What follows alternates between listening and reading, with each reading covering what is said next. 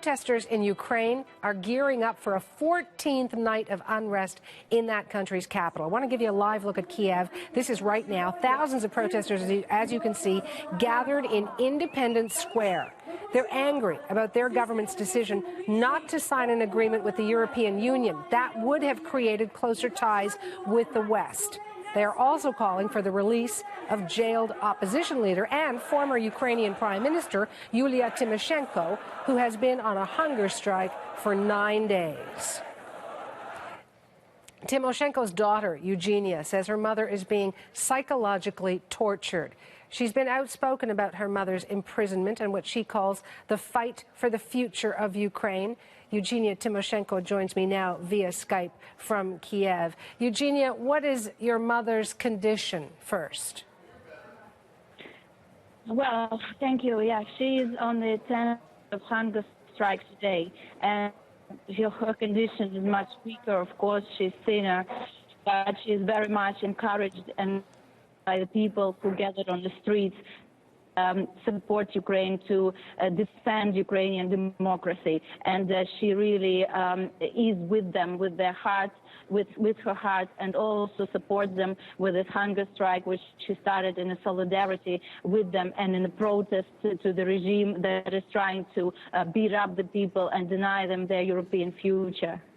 If physically she is weaker, how would you describe her emotionally? Well, exactly. The emotions are very opposite to her physical unwellness, and well, her health is weaker, but her morale is much stronger now when she sees thousands, hundreds of thousands of Ukrainians standing up for themselves to fight their personal fight. And she sent me a message for them that they should stand strong, that they believe in the opposition forces and should support.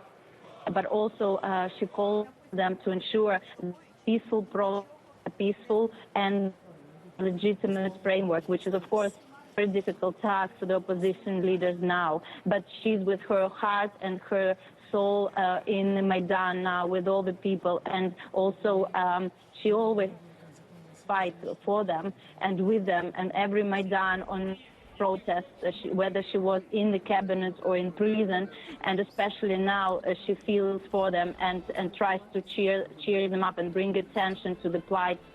And I want to ask you a more general question. Protesters in Independence Square, some of them, say this is the beginning of another revolution. Do you think these protests and your mother's political activism in jail could lead to change? Well, of course, each one person there on the street, as you said, they are, against the hold of the government to European integration, but also the majority of them after the violence that happened on the nights of 29th of November and 30th of November. There are people still missing, and 23 people are missing from the streets, which means, their destiny is unknown. They might be dead. And those provocations were organized, as from our knowledge and our information, by pro-presidential people and for introduce state of emergency, etc. So now people are standing there despite of the freedom they're going forward, and this pressure, I believe, can cause government to resign, and this pressure, supported by the democratic forces of the West, could lead to the change of government and to election. I want to thank you for your time, Eugenia. Appreciate it.